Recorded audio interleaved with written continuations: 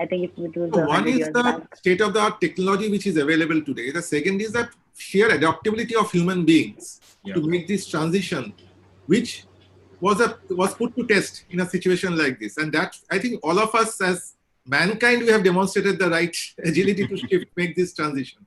Absolutely. Absolutely. Just allow me a minute to welcome another panelist of ours, Mr. Debashish. Hi, sir. Hey, hi, how are you? Good. How are you, sir? Good evening to all of the panel. Hi. Good evening, Debashish. Hi. Good evening. And I think the audience, once they join, they are joining from different time zones, right? Okay. So good Am I to see audible? you here, sir. Yes, Am sir. I Yes, sir, audible? you are. You are. You are. Thank You might you, want to thank fix your, laptop so that we could, have a better view of your mid-shot, like your face. Just a minute. Just a minute. Let me just, I think, switch off. Yeah, just fix your laptop to mid-shot so that we can have a clear view. We can hear you perfect. That's all right. Allow me a minute to welcome Mr. Chaturvedi as well. Hi, sir. How are you? Mr. Siddharth Chaturvedi? Yes. Hi, Tanya. Thank you so much. I'm doing fine and great to be back here at this event. Yes, just take a minute to say hello to your panelists as well. The house is full now. And after introduction, we can quickly start off. I am very greedy for all the questions today, so I want them answered as much as I can. Right. Yes. So good evening, Mr. Debashish, Mr. Amit, Mr. Andarpreet, Monica ji, Mr. Amit again, and Tanya. And great to be there at the same panel with such a diverse and experienced panel with amongst us today. And yes, of course, thanks to Tanya, we have all come together this evening to discuss a very exciting and pertinent topic, and look forward to the discussion today. Thank you, sir, so much for. I'm sorry, Amit, sir, you were saying something? No, I said thank you, Siddharth. Look forward. All right. Hi, Siddharth. So if we are all on board, I think my team has given me a cue that we are now live on 5 streaming platforms. It's exactly 4 o'clock, so I think I am not going to waste any single minute now. You can see the number of attendees also increasing on all our social media platforms and Zoom as well. So without taking another minute, I formally welcome extend a big welcome to all of you today, all our attendees and all our panelists.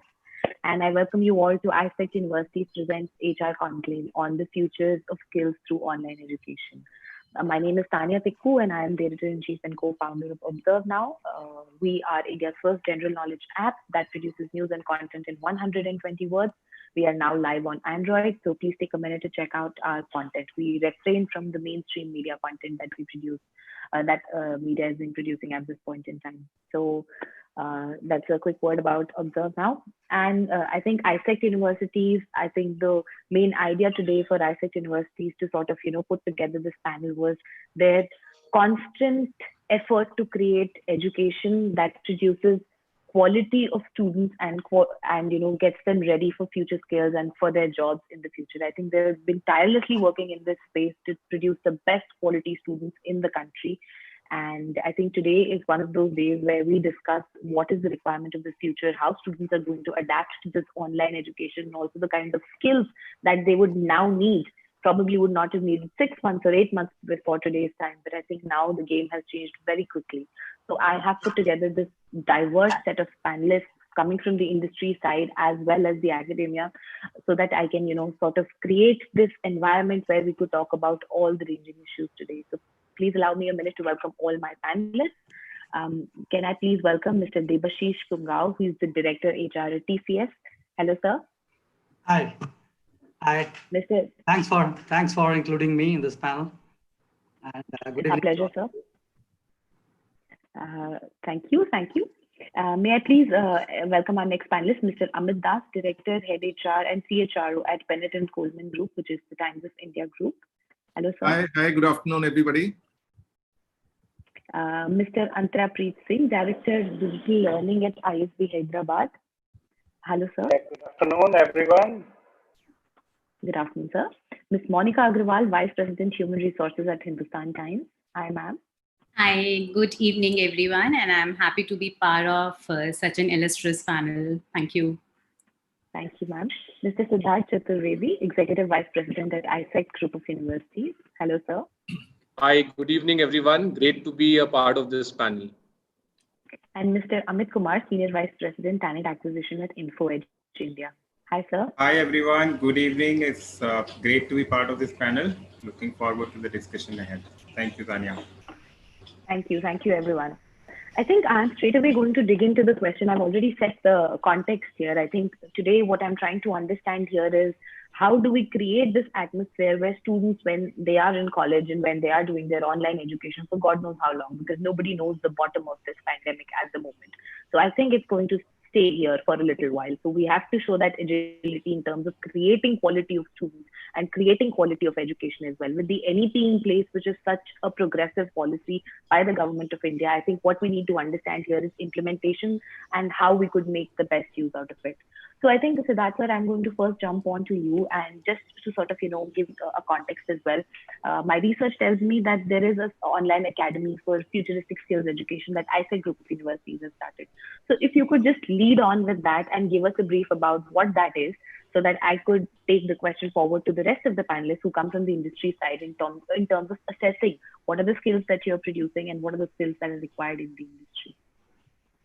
Right. Thank you, Tanya. And coming to the opening remarks and the key questions for today's panel, before I talk about our own academy. So once, when we were discussing this panel with Tanya and we were wondering now the debate and the discussion around future skills has accelerated many folds in the last 5 months.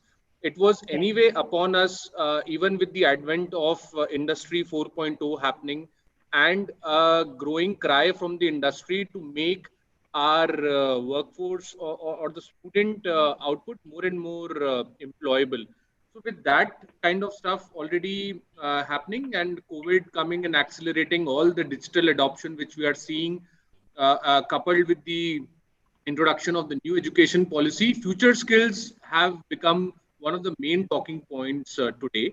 So the key questions for today's panel and the context are: one, what do we mean by future skills? On one hand, there is a domain specific skills, and we interpret artificial intelligence and cyber security, machine learning, and so on from future skills. On the other hand, future skills also talk about generic skills of interpersonal behavior, curiosity, learning throughout lifelong learning, and so on.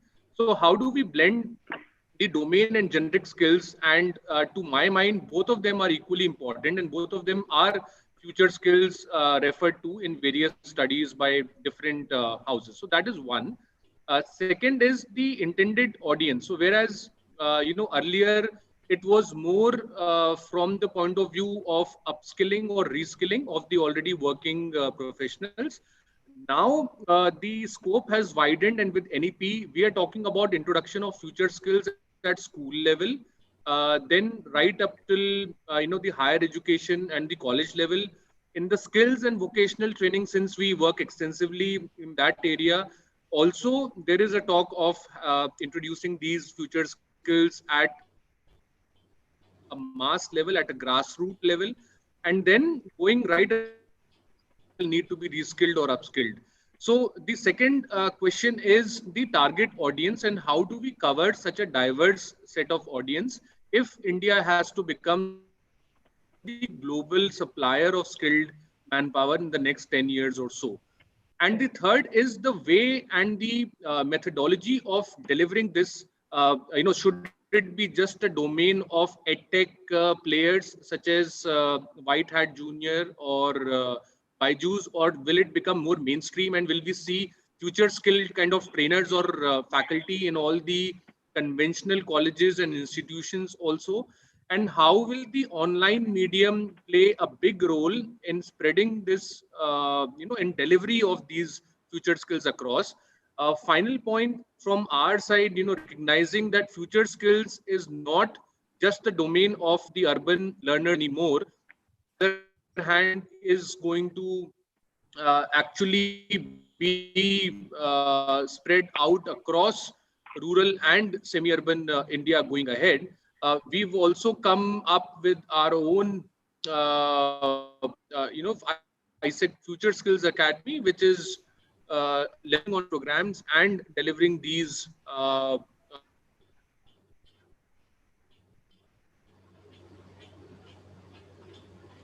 We lost you at the Future Yes. Skills Academy and what you Right. So I was just finishing this by saying that, recognizing that future skills is not going to be the domain of urban learners anymore, not just them anymore.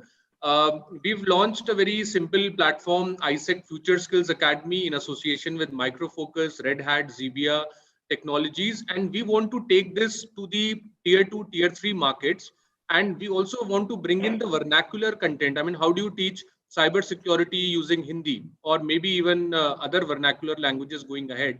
That's where I see a big need coming in the coming years. But I'll stop there. And this is to my mind the context for today's discussion. And rather, I am looking forward more as a listener to listen from all the experienced panelists. Back to you, Tanya.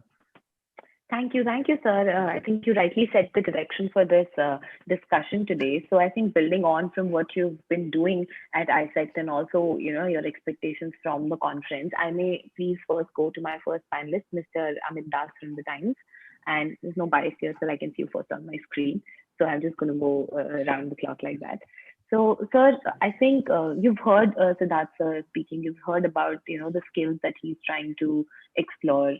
So maybe if we can, start by understanding how do we really assess the skills of the future? Now, you come from a company that has different kind of talents. You've got your reporters, you've got your marketing people, you've got your sales people. There is a plethora of, talent at the Bennett and Coleman Group. So how do you sort of measure them in one scale? How do you assess the future skills? And if you could name the top 5 in your head that you're expecting to recruit, let's say next year, the students who graduate next year. Can we talk about that? Sure, Tanya. So first, what you have asked me is about what would be the top 5 future skills that we have in mind. And next is and how do we assess? How do we assess? Because you come from such a diverse background. Represent. Yeah. So we all know that the dynamic and the fast changing business ecosystem is throwing up constant challenges to the corporate world. So I won't shy away from saying that we are constantly grappling to have the adequate clarity on the right futuristic skills, and of course the competencies that we are talking about. So having said that, I would personally put my weight on few competencies which in my mind I think will help future-proof the business and also help create what we call an agile organization. The first thing is about creativity and innovation. So I think the future workforce will need to be creative disruptors. They have to fully realize the benefits of all the new things for the future, the new products, the new ways of working, the disruptive technologies. So the future workforce, they need to embrace that innovative mindset to have fun with creativity at workplace so that they can manage the dynamism of the business world. The second thing that we need to have is the emotional intelligence. And this is all about a person's ability to be aware of, being in control, express not only their own emotions, but also being cognizant of the emotions of others around them. So we need to exhibit high emotional intelligence when we should have empathy, integrity, and connect with others around us. So this competency would foster deep understanding of the critical elements of the business ecosystem, and at the same time, it will help drive collaborative success. Right. The third thing, if I have to mention about, is critical thinking. It's all about how we think and not what we think. So critical thinking mindset obviously leads to innovative solutions and ideas. They help solve complex problems using rational and logic, and at the same time, evaluate diverse perspectives and views with multiple approaches to deal with the business challenges. Another skill in great demand going forward would be your learning agility, which is a fundamental for a growth mindset.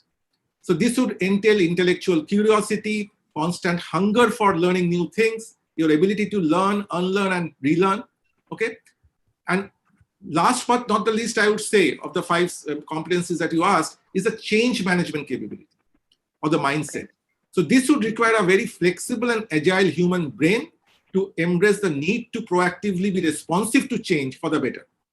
So this would also require cutting short the various stages of what we are all aware of, the Kubler-Ross change management curve, and fast track the recalibration of our mindset to proactively live and invest in the skill sets to successfully manage the future demands and the challenges at the workplace. So to your second question about assessing the skills, or what I call as competencies, there will be various simulation-based tools backed up by the right technology, which are available in the market. But additionally, what I would say could you name a few that you're so using we at can Benetton experiment, College? but what we can do, I'm not getting into any product-specific, kind of a tool. But in addition to these simulation-based technologies tools that are available today, I would personally want to supplement that with more of dialogue and conversation, not only with our internal employees for assessing their competencies, but also with the prospective employees and the candidates during their interview process through non-standard interview conversations. So people reveal a lot of their personality traits when we engage in a one-on-one conversation. We can observe these responses when asked questions about real-time challenges at workplace. So the engagement level and the open-mindedness during these kind of conversations help us assess their innovative thinking, emotional intelligence, critical thinking, whatever that I've spoken about, the skills, the competence, the learning agility and growth mindset to deal with dynamism and change at workplace. Also, I would say in today's information age driven by the social media, we can benefit from the digital footprint of not only our existing employees, but our prospective employees as well. So their activities on the social and digital platforms can tell a lot about their creativity, compassion, agility, and can even give us a fair sense of their emotional intelligence. Absolutely, absolutely. But sir, one question that pops up in my head here is, of course, I think I completely agree with the 5 competencies of emotional intelligence, agility, learning, critical thinking. And I think I do agree with that. But sir, what I want to understand is, I think these competencies were, required before our corona pandemic sort of hit us as well. So where do we draw the fine line of change? What has actually changed on ground since, you are the person who's the head of such a big organization, I think. So what is that change that you've seen? Because you spoke about change management as well. So what is that fine line of change that has happened in a post-COVID world, which is also 6 months now? So could you maybe talk about that a bit? This pandemic has been an acid test for leadership across the globe. I don't think anybody across global organizations, corporations were prepared for this kind of a jolt that they have got. While all of us prepared ourselves for business continuity purpose, and we have invested quite a lot in terms of our resources, in terms of capability building. But what we were not prepared was this kind of a change, or the jolt, which started off as a health crisis, but led to an economic crisis across the globe. So I think that what it has done, this kind of pandemic, is accelerated or broken the myths in our minds of certain things and the way we approach the business. I think that's a big change, not only in the mindset, but around that, the skills that we have developed. Of it as well, I think. And we have shown that agility. Fair enough. Absolutely, sir. Absolutely. I will come back to you on that, but let me please first move on to the next panelist, Mr. Amit Kumar. So Amit sir, I think the same question I would pose to you. How do you assess the skills of the future? And as sir defined the 5 competencies, do you agree with those, or do you have another set of skills that you would like to add to what Mr. Das has said here? Yeah. And once again, if you could also talk about, change management, that change curve that you've seen in a post-COVID world now. So 6 months, I think, is a good enough time for that analysis as well. So some on-ground reports, if you could share with us. Yeah. So I think I agree with, what Amit has articulated in terms of the key future skills. But from the perspective of the organization that I come from, so we at InfoEdge, we have 4 online businesses, right? So essentially, our fundamental pillar is technology and innovation. Now, from the prism of what we look for, right, in our talent, I would agree with Amit that the topmost skill is the emotional intelligence. It is the ability of an individual to understand and express own emotions as well as understand someone else's emotion. And second one is innovation, right? Because we as an organization put a lot of emphasis on the fresh thinking, irrespective of one's function, role, or department. One should apply fresh thinking in whatever he is doing, and it is the fresh thinking that will give companies a competitive advantage, right? And for example, like if as an organization you employ people who are creative, who apply fresh thinking, uh, by the sheer application of their thinking and application of their mind, the organization will stand out from the other competitors. Right. And third thing that I would like to talk about is the data analytics, right? So, Sure. like we have seen in last, uh, 2 decades, data has been the fuel of revolution, and companies are bombarded by data. We have so much data which is available, with us. Consumer data, your server data, any kind of data, employee data, right?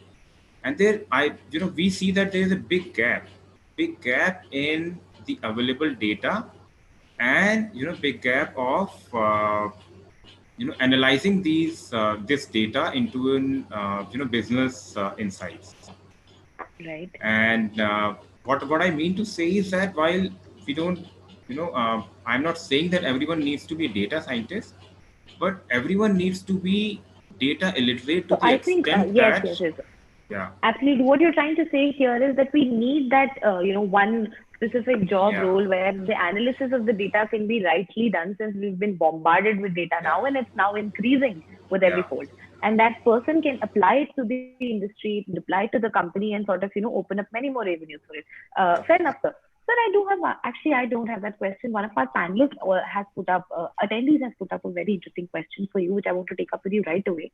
So he's asking, dear Amit Kumar ji, uh, I think how can a candidate get proper guidelines for a job at Naukri.com? So I think once again, I would like to just polish this question a little bit. I think what he's trying to essentially ask you is, at the moment, everybody is facing huge job losses, and no matter what industry they're coming from. And I think Naukri.com, the platform that it is, it's very evident in the name. So any new guidelines that you've come out with, how are you helping people to, find the right jobs, and where is you applying data at the moment? What kind of interaction do you have with the industries, and maybe let's say even the groups like the Times or in the Sun Times here? yeah. So how do you sort of be the middle person here and help people out? This question is from Mr. Sandeep Khanduri. Thank you, Mr. Khanduri, for your question.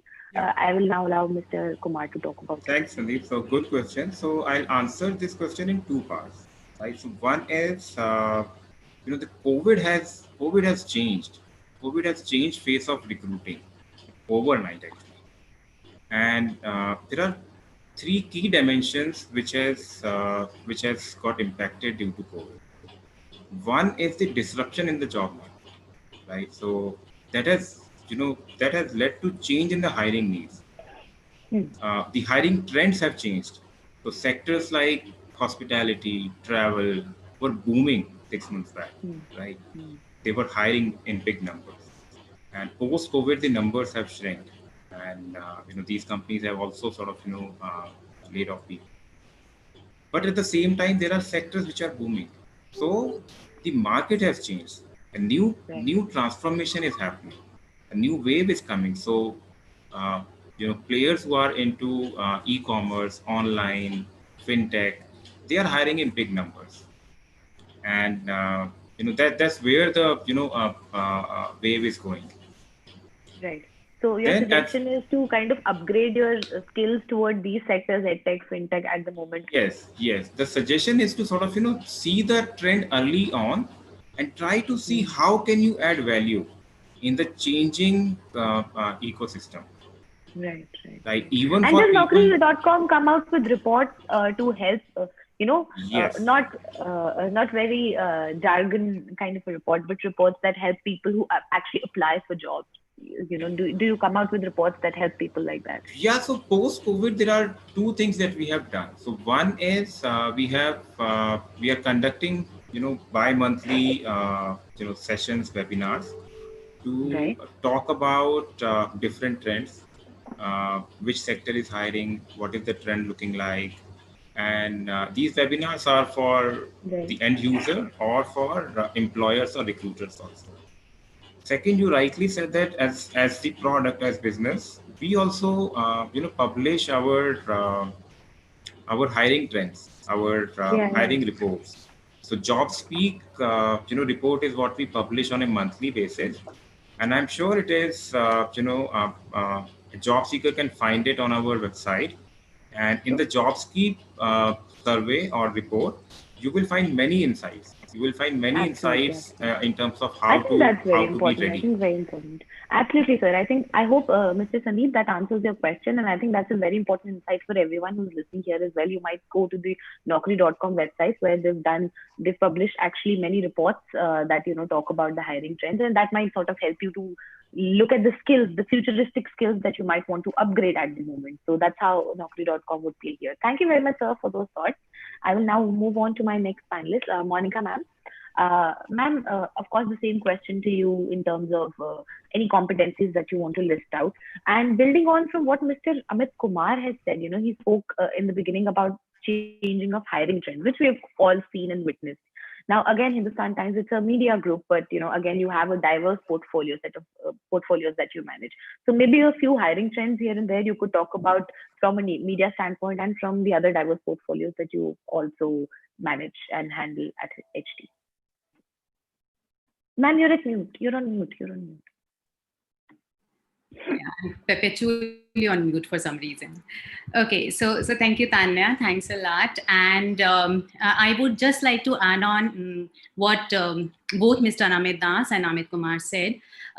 See, I personally believe, Tanya, that future is a word which we've kind of overused, or it's overrated, because how do you really define future? Future is tomorrow, future is next week, future is next year. So would the skill which is required today will change hugely with vis-a-vis the skill which is required tomorrow. So that's why I believe the fundamental skills will stay the same.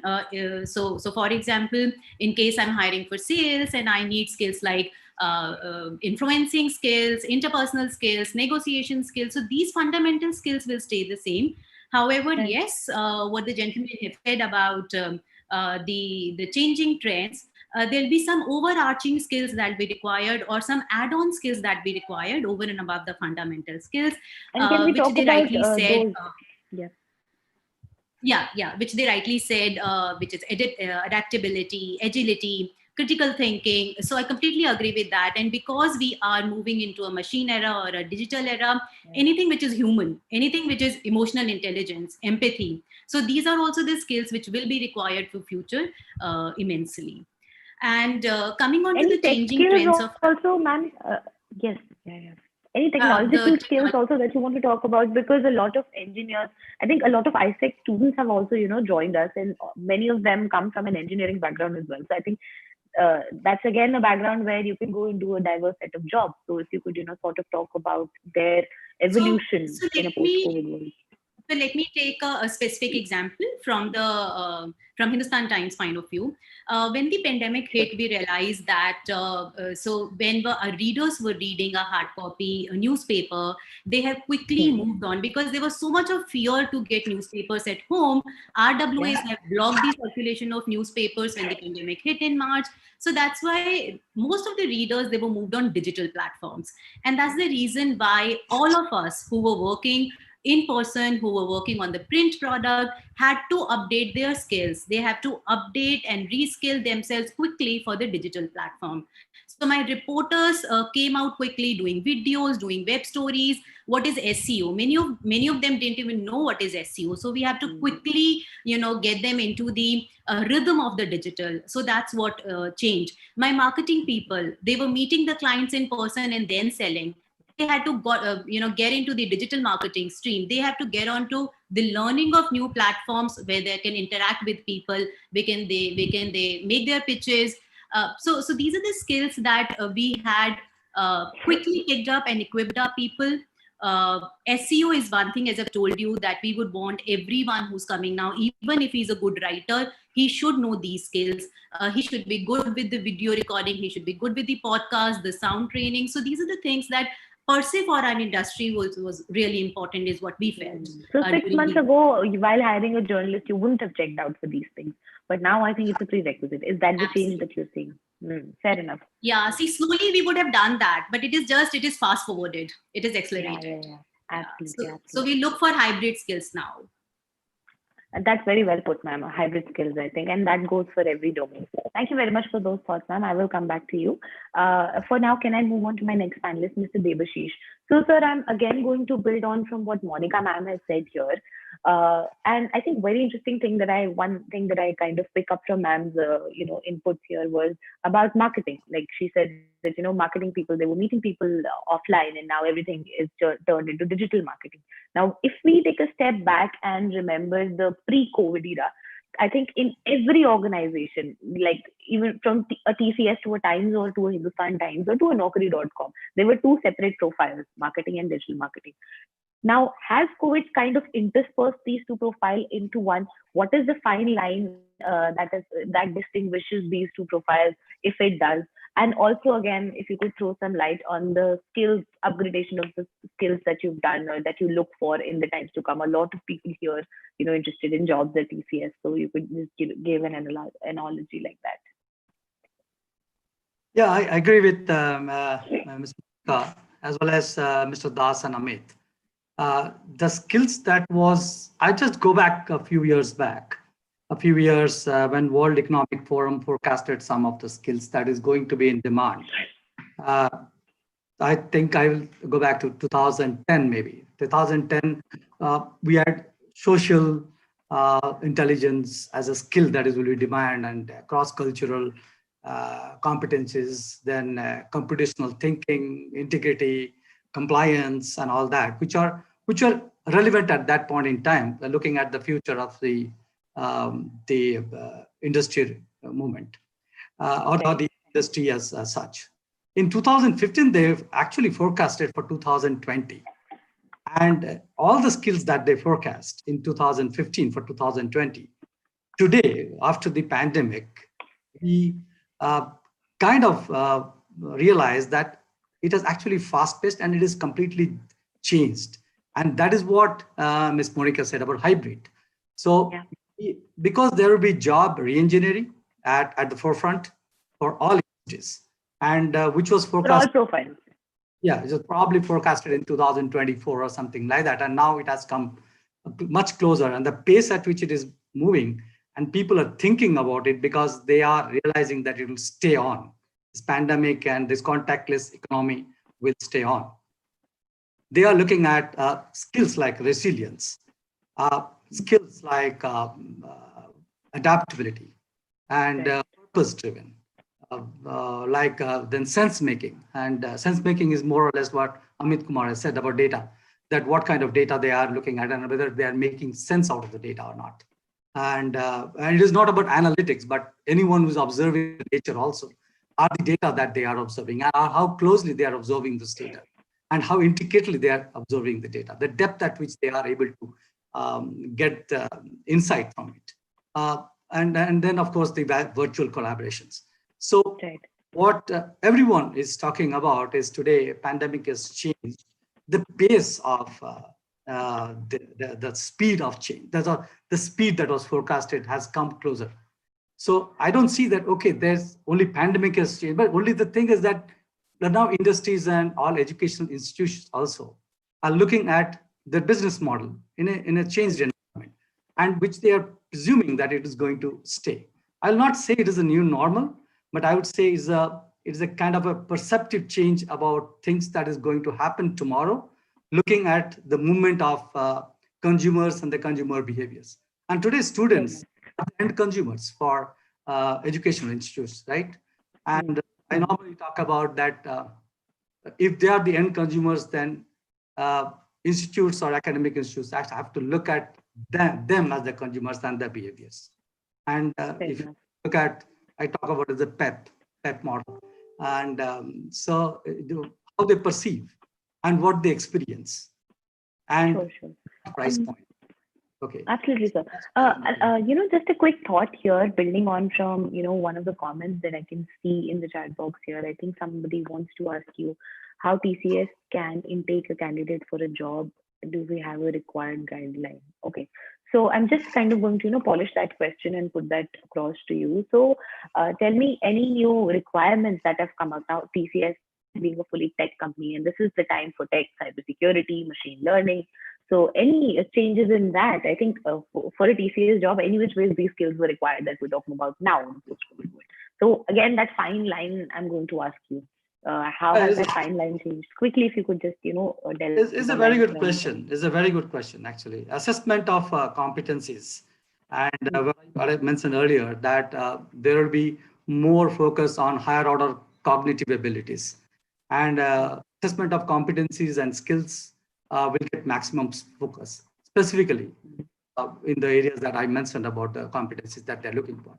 So new innovative methods and technologies will be on the rise, and the products will start tapping into subconscious triggers, okay, to provide higher accuracy in assessment, neutralizing the effects of social bias or socially acceptable biases in questionnaire-based assessment. You may come across assessment using color codes, other gaming techniques and simulations. I think that's the new thing that has come out. I think in yes, so it's competencies or skills and occupational insights, which will provide occupational insights, the strengths of the candidates, the learning style, and as an awareness for both selectors and the candidates for insight-led decisions making for self and the organization through data-driven sciences, of course. As a TCS, as many of you would have seen just 2 days before, we have you might have come across a press release that a national qualifying test is going to be conducted by TCS ION, which is a separate company, but within the Tata Group. And they are trying to, this is a separate product company, but within the TCS umbrella. And they are to qualify people not only for TCS, but for other corporate as well. And it is an example of how collaborative hiring methodologies will be used in the days to come. And absolutely. I think very important insights there as well, sir. I think thank you very much for sort of helping us understand the skill-based competencies that you spoke about, and also the kind of hybrid hiring practices that have now come into play. I will come back to you, sir, but please before that, may I move on to our panelist, Mr. Singh, Mr. Antrapreet Singh. Sir, I think you've kind of heard everyone here, and they come from a different set of job profiles. Now you come from the academia side as well. So from you, of course, I want to know how you are sort of, you heard about the future skills, you heard about the expectations of the market. Now you coming from the academia side, how are you bringing these experiences, and how are you for the students, and how you're managing on the deliveries of it? Maybe you can throw in a couple of challenges as well that you want to tell the recruiters out there. What is the gap that is sort of hindering in production of the right skills of the students at the moment? Sure, Tanya. So let me clarify. I am from academia only for the last 2 years. 33 years I've been in industry, and 18 years as global CXO. So it's only last 2 years that I've moved to academia. Now, please allow me to bring in digital economy of India, and that I will link it with the delivery question, which you, as well as the challenges. And this is the initiative. I mean, I have been personally involved in the states of Telangana, Andhra Pradesh, Punjab, and hopefully, I mean, my ambition is that as I do my research, I also cover more Indian states. Currently, and this is very, very relevant for future skills. Currently, digital economy is nearly 6% of our country's GDP. The digital economy currently is at $200 billion. In next 5 years, we are having a dream to reach $1 trillion, which is a CAGR of 36%, and we would be 25% of our economy. And by 2030, this is based on the research I have done, we will be 40%, almost equal. Digital economy and the brick and mortar economy will almost be equal. Now, what does it mean? Some of the data which has been given by Ministry of IT and Electronics, and the Honorable Ministry of IT and Electronics placed it on the table in Rajya Sabha last year, is that 6.5 crore, 60 to 65 million jobs. Youngsters, I mean, this is very important for future skills and youngsters. These jobs will be supported by digital economy of India, which would have by then grown to $1 trillion, 5x in 5 years. Whereas our brick and mortar economy will grow. I mean, unfortunately, we are in the negative spiral at this point in time, but it will grow at a much smaller, in a single digit, that also in the mid 5 or whatever. Now that would require at least 40 million to 45 million youth to be retrained on future skills. That is 4 to 4.5 crore youngsters or whatever. I mean, majority of, because the mean age of our country is 27. So that's why I'm saying it is the youngsters. We are the youngest country in the world. So what are those future skills? I mean, so the Ministry of IT and Electronics has prepared 10 themes, 30 programs, which is Make in India, Make for India, and Make for World, which has electronics, which has software, which has education technologies, which has farming based on technologies, which has skilling, and whole lot of this thing. I won't go into the details of that. Now, these are the future skills which our national education policy has also brought in to the surface. And I would say that this vocational training. So what is missing here is that, and Siddharth is there from the core academia. He's a senior leader with the university. Our educational strategies, and Tanya, here I will link it to the delivery. Our portfolios are still relating to the conventional brick and mortar economy. Whereas we are growing at 36% CAGR in digital, we should put money where the mouth is. Put money where 36% growth is there. And so from that perspective, these digital skills, and I think all the my esteemed panelists have spoken about the digital skills. And here I would like to mention that it is extremely important that in next 5 years, we are moving into a man-machine collaboration. And that man-machine, it is not machine-man. And man, of course, it means man and woman. Man-machine collaboration means that we the youngsters, I am not the youngster. I am pointing to all of you, the participants. You have to lead it from the front.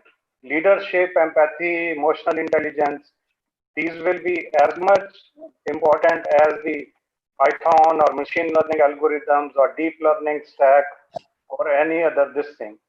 And if we could quickly also just throw in one challenge here, because I think that's what I want to do, to do face off with the recruiters here. One challenge in these implications as well, I think, right now, if we do not really speak about the future right now, because we are in the future now, Yeah, so challenge, Tanya, I think this is a brilliant question because dreams are only accomplished when we overcome the challenges.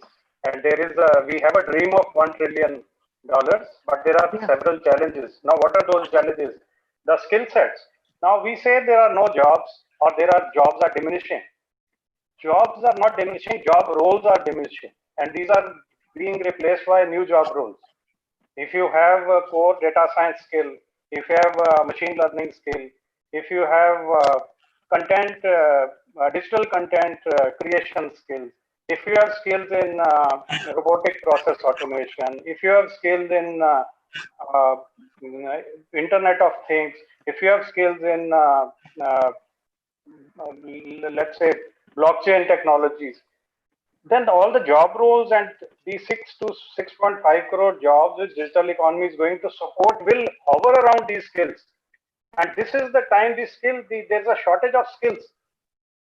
So we say there are no jobs and jobs are being lost.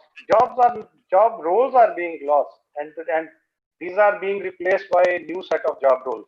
So it is very important, and we have Debashish from TCS and also Amit and Monica and Amit Kumar. I mean, all of you would see that how pandemic has accelerated the digital transformation in our company, in our companies, in our businesses, in our and Siddharth would agree with me, in our educational institutions. Now, these are the skills.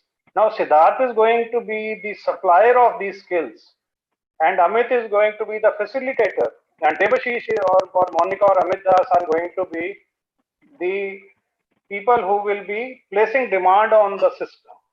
Now, if that demand is there, but the supply is not there, then how can we achieve that $1 trillion? So I think the narrative is completely out of place when we say uh, there are no jobs in the market. There are enough jobs in the market. So what There you're are essentially not trying enough to skills say in the here is, market. sir, what just one thing that I quickly want to understand here is that one challenge that you're sort of facing at the moment, because now you know what is required at the moment in the market. You yourself said, I think jobs are not lost, just the roles have become obsolete. So now we know that we have to move towards more advanced, more tech roles. So is that education structure or the curriculum, is that what's blocking the process? Will any be kind of add anything to that? Would that be helpful? In just one line, if you could quickly define Yeah, that. sure. So no, I've taken a lot of time, and I'll just take 30 seconds more. And let me now put educationist hat. I don't wear hat, so let me put educationist turban on my head, and it's already there. So as an educationist, I would say that we need to change. We need to change very, very quickly. You pick up a portfolio of any university, you pick up a portfolio of any B school, you will still find 20, 25 years when I did my MBA 35 years earlier, the same curriculum with some changes. That is not going to work at all. We need to be very proactive. I mean, we can talk a lot, but unless we actually dirty our hands in changing those portfolios, this is not going to work. Absolutely, absolutely. I think that's rightly put. I think that agility is also required for the education institutions as well. So thank you very much for sharing those thoughts. And Amit sir, Amit Das sir, can I move on to you now next? And once again, I want to sort of understand what is the value of, I think, online courses now, because I think before Corona, it was kind of not seen very happily by recruiters. How has that value changed, and what, pointers should we kind of keep in mind at the moment to, learn new skills as well? And if you could also help us understand what would be the ideal mix of curriculum and structure, as in how much percentage of theory should be learned and how much practicality should be learned, and does the practicality of learning of students, may that be from any background, has that got to increase now because we're talking digital, we're talking tech? How are these things kind of shaping up now? Sure. See, we all know that the students of today, they'll be the future workforce. And today we find that they're growing up with Facebook. They are already the digital natives. So, but they also need to inculcate the life and business skills, which I mentioned about in terms of empathy, agility, collaborativeness, multi-stakeholder management, very, very high degree of tolerance to ambiguity.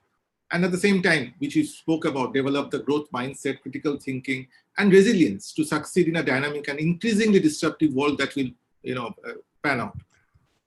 So I think we need to create an educational ecosystem which helps the students to develop that emotional intelligence beyond cognitive intelligence. The ability to learn, unlearn, relearn. At the same time, develop that intellectual curiosity to assume nothing but question everything. So hence the curriculum also should have a balance between cognitive and emotional learning, focusing more on building learning habits. So the current education process that we have in our country, it focuses more on knowledge dissemination and very, less on skill development. And the students who are the output of the academic world, which in turn will be the input for the industry, and the industry also undertakes business activities for the development and growth of the economy. So this should entail continuous monitoring of the business dynamics to figure out the emerging skills and competencies, and also to prepare the industry-ready students. So hence, I think the various industry bodies need to work very closely with the government to include more stakeholders in providing the strategic inputs, brainstorm the practical challenges and their implications, at the same time by adopting a scenario building approach. So there are three critical stakeholders in this entire game: the government, the industry, the academia. They need to form a kind of a tripartite synergy to collaborate for a win-win outcome. Absolutely. So that would help us develop the right curriculum and with inbuilt skill building. And I think there's a collaborative opportunity for industry players with higher education institutes in building that kind of a strong data layers and technology solutions in the areas of whether it's blockchain, AI, predictive analytics, which will help bridge the demand and supply gap for the emerging skills. Also, I think the private sector can also get involved as experts in setting up and operationalize some of these bodies like National Education Technology Forum, which can act like an incubator for churning out some of this new age digital savvy talent. Absolutely, I think that's rightly put, sir. And just for my reference, and if let's say hypothetically speaking, any educational body and any government body comes to you and sort of asks you for your help, would you be, as the representative of the Bennett and Coleman Group, would you be happy to provide your inputs? Would you would you want to be a active part of that community in terms of nation building, in terms of future building? Would that be all right with you at the moment? So we are already in the process, Tanya. It's not that we will be looking at it in future. We are already in the process. It has nothing to do with the pandemic, because there was an active collaboration and a play between the industry and the academic institutes, which have been happening for quite some time. But I think a pandemic like this has only, as I said before, accelerated this process. And the new education policy 2020 that has come up, I think it's a step in the right direction. A lot of focus has been put on the technology-enabled transformation that's going to happen. And a lot of focus on a vocational education, which they have indicated to be starting from class 6 itself. So gone will be the stigma kind of thing which used to happen with the vocational education vis-a-vis the higher education. So that's when we were growing up, absolutely. Yeah. So that's a big step in the right direction. It is. It sure is. Thank you very much for those thoughts. Monica, ma'am, can I move on to you? And once again, I want to understand how, what is the ideal mix of, structure and curriculum? How much should be practical and how much should be theoretical? And any stats on that as well? And, also, if you could sort of talk about the importance of online courses at the moment. Has it drastically changed? Would you, let's say, hire somebody from an IGNOU now more or for a better profile that you would have hired maybe 6 months back? So how have those dynamics also changed? Yeah, Tanya. Again, picking up from Amit Das and from Dr. Anandpreet's discussion here, which is, I believe there has to be a closer wedding between the curriculum, the academics, and the industry. And I completely agree, so what we teach to our kids, even in terms of, before that, when we say that a person is successful in an organization, which is always, if the person is capable of making those critical, effective decisions in the business, right? And that is the outcome of not only the knowledge that he would have gathered in an institute, but also experience, because with experience comes the wisdom. A student, you cannot expect that experience. So that's why many of the institutes have now adopted a case study method way back also. So a lot of case study, because then that is the experiential learning where a student can get into that kind of a system and take those decisions. However, even those case studies are dated. They are 20 years back, 30 years back. So the moment the student studies that in the institute and enter into the real corporate world, there is a sea change between the things. And that's the reason why, one, as Dr. rightly said, that we need to continuously revamp the curriculum that we have. Absolutely. Second, I believe that practical exposure is very important. In some other forum, I was talking about whosoever is a Marvel fan would have noticed that in their movies, there is something called portal that opens to a different world. And I always believe that internships is that portal which opens to the corporate world, where a student can jump into the corporate life, understand how a business works, how the decision-making happens, go back to his college, and then tie it back with the theory. Because otherwise it is very difficult for a student to implement the theory that he has studied in a corporate world.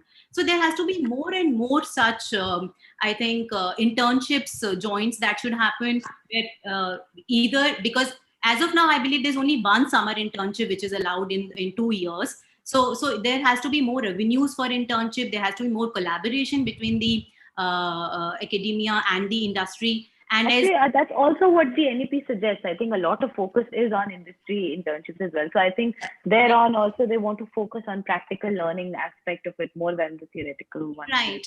In second, I think a couple of years back, we were working on backward integration between the corporate and the institutes, whereby I remember we've approached Musa Institute asking them if they can incorporate what we expect from our freshers. So if I expect a kind of knowledge from my freshers, can they actually teach them in their curriculum? And in case they don't have ready teachers, we were ready to send our managers to teach those students. So a collaboration like that probably can be looked at. Absolutely. So that's I will help. Will absolutely, be a one last point that I want to add that Doctor did discuss about the data analytics. Amit also discussed about that, data analytics and big data and critical thinking. I believe, yes, having that knowledge, but essential part is using that knowledge and interpreting data into a meaningful manner so that you can come out with a winning strategy for the organization. Absolutely. So that kind of a critical thinking is very, very important, and not only technical skill. And absolutely, and that is the best use of the abundance of data that we've been bombarded with right now. Absolutely. Very important point, and ma'am, very well articulated. Thank you. That sort of clears a lot of stuff in my head as well. Thank you for those thoughts. Siddharth sir, I think you've had quite a long time to sort of absorb and grasp what has been said on the panel. So your thoughts, and also since you also have a very significant academia representation, so maybe one challenge also that you could talk about in terms of implementation of the NEP and also the structure that our esteemed guests have put forward. Right. No, so great learnings, compressed in those last few minutes, and I've actively, listened and found out. One is it reassures the, list of generic skills which we're all talking about, and every panelist sort of talked about the innovation, the creativity, the decision-making skills, collaboration, and so on. And there, I think the NEP, with its multidisciplinary approach, starting from school level, would help because these are some of the skills which are inculcated right from young age. You cannot teach these skills in a 2-month crash course. So once we take NEP in the right spirit and implement it from the school level, I think the next set of workforce would have these generic skills in a better manner.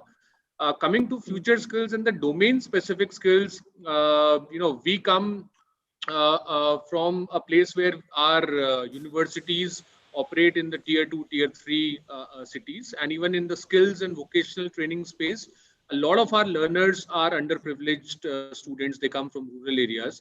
So one of the challenges for us, and for which we have come up with our own portal, learning portal, is that we need to demystify this entire set of future skills, which sort of sometimes can sound intimidating to first-time learners or learners from rural areas, and present these to them in their own language. That is my first challenge, and there we need support from industries as well, who are willing to go take that extra step and create content which is contextualized and which is also easy to understand for these learners. So there the challenge is, these any kind of good quality content is an expensive affair, right? We're talking about good trainers to be engaged. We're talking about a lot of animation. We're talking about translation, and that entire content and simulation maybe also. So all these things put together, that is one challenge. How to get good quality content to meet our learners. And second challenge, for which again, the industry academia linkage would come in very handy, and we are now engaging extensively with industry for this, is the trainers. Ultimately, this entire content has to be delivered through good quality trainers, and we need people who have this kind of experience and exposure to come and do, first of all, a sort of a master trainer training of trainers, and then I also engage from time to time in terms of either an expert lecture or a boot camp session and so on. So there also industry has a big role to play. So that's the second challenge. So content and trainers, these are the two big challenges. We are working in these areas to overcome, and hopefully we should be able to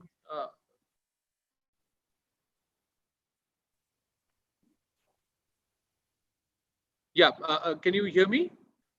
Now we can. I think we lost you for like 30 seconds. Yes. So I was just wrapping up by saying that apart from content and trainers,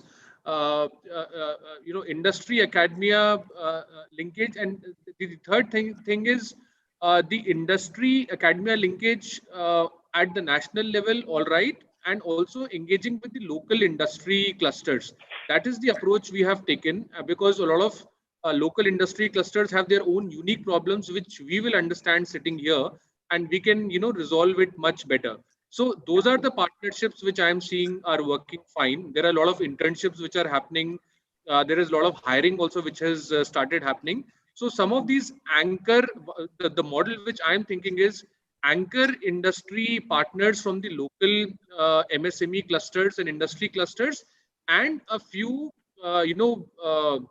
national level partnerships for having a center of excellence kind of a thing. I mean, like today, let's say taking an example, finally from today's panel, if maybe TCS or Times of India, center of excellence on instructional design or on artificial intelligence or big data analytics. So very focused center of excellence which talks about research, building capacity, building the trainer capacity, and also reaching out to the learners is what is required. So at both levels, industry's requirement, industry's involvement is paramount importance, and we look forward to working closely with them for this. Absolutely, absolutely. Thank you, Siddharth, sir. For... Yes. Yeah, listening. I'm sorry. I can't. Siddharth, something is. Achha, sir. Mr. Debashish, yes, sir.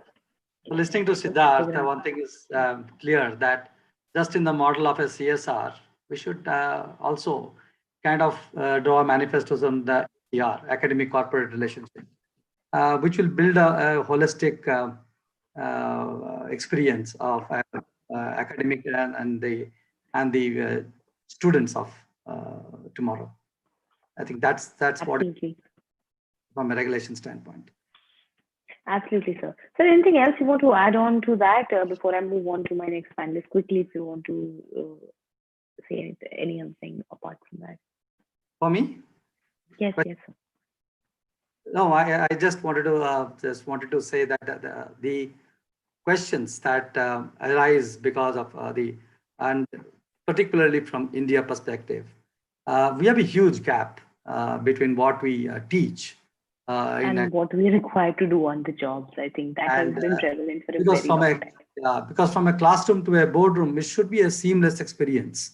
That's what we can do to our students, our children. I think this is the collaboration that Siddharth sir wants to essentially, work out on. And I think as an academician, I think it's a brilliant thought there as well, because I think at the end of the day, your job is to produce that kind of, talent that is very useful on the first day of the job. And we've been talking about bridging this gap for a very long time.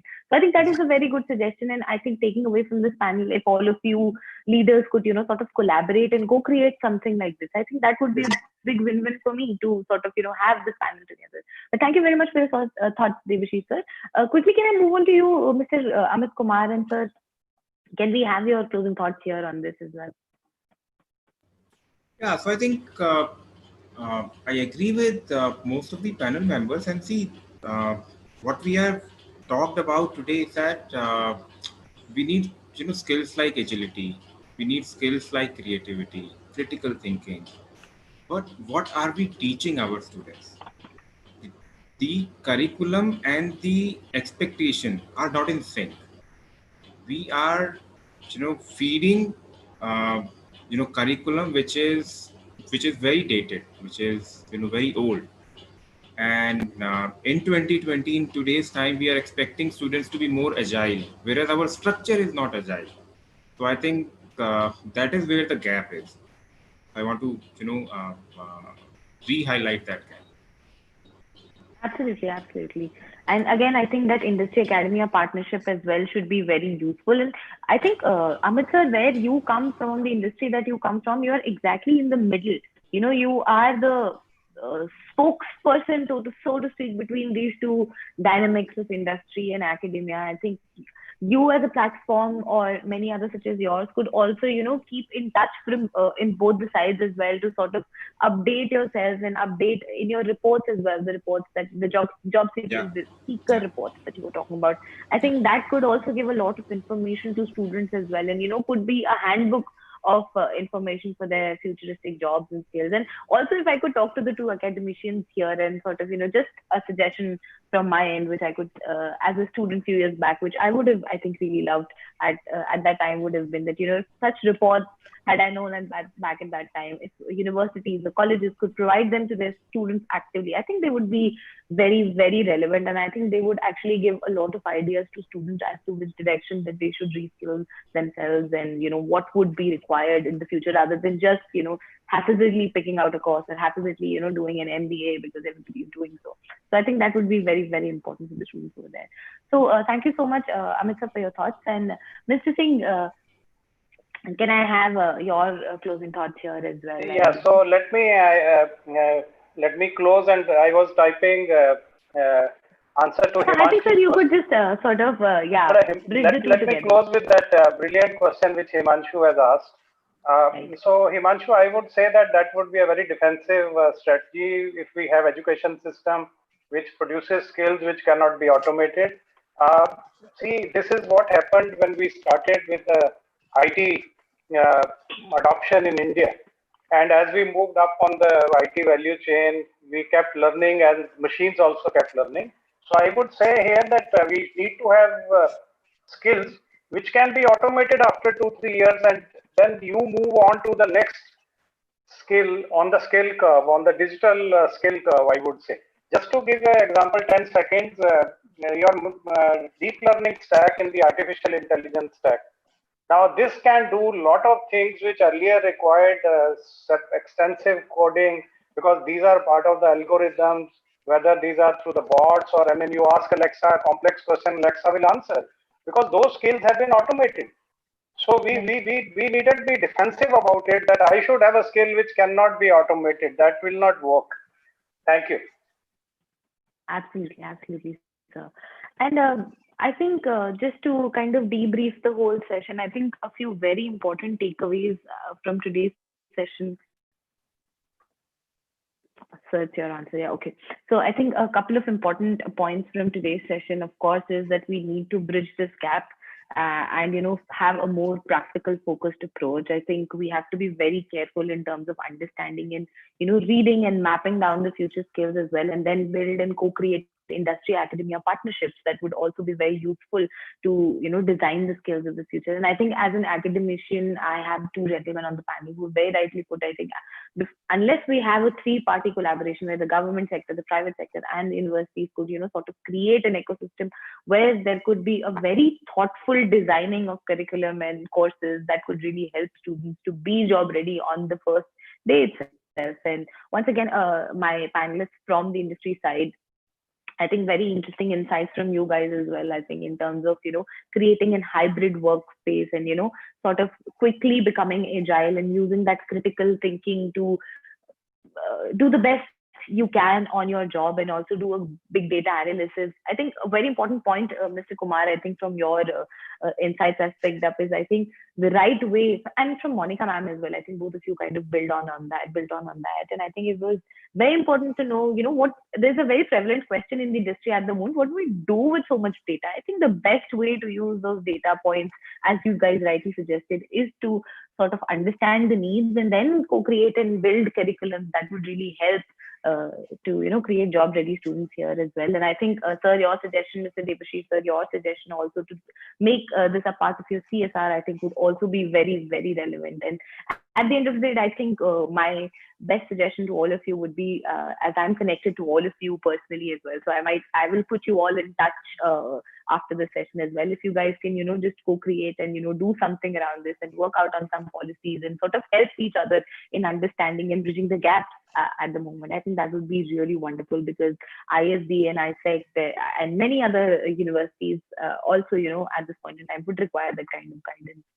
So on that note, sorry we are over time, but I think the discussion was very intense, and I just didn't really want to stop it in the middle. But I think we are over time, and thank you for the attendees as well. You've been constantly asking many questions. I'm sorry I was not able to take up all of them, but I did try my best to get as many answered as I could.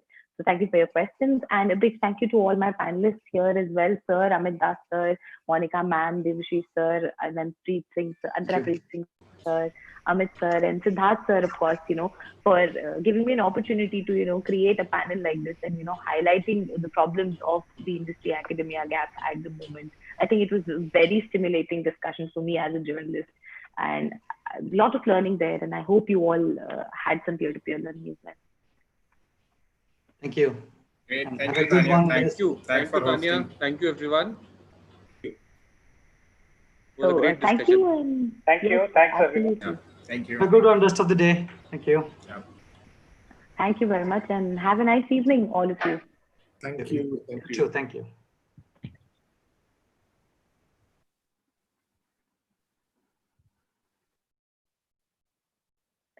And to all our attendees as well, thank you very much. And if you want to listen to a recording of this session, you can go to our Facebook page, ObserveNow Facebook page, and it will be right there. So have a great evening, all of you, and we'll see you soon in another session. Thank you.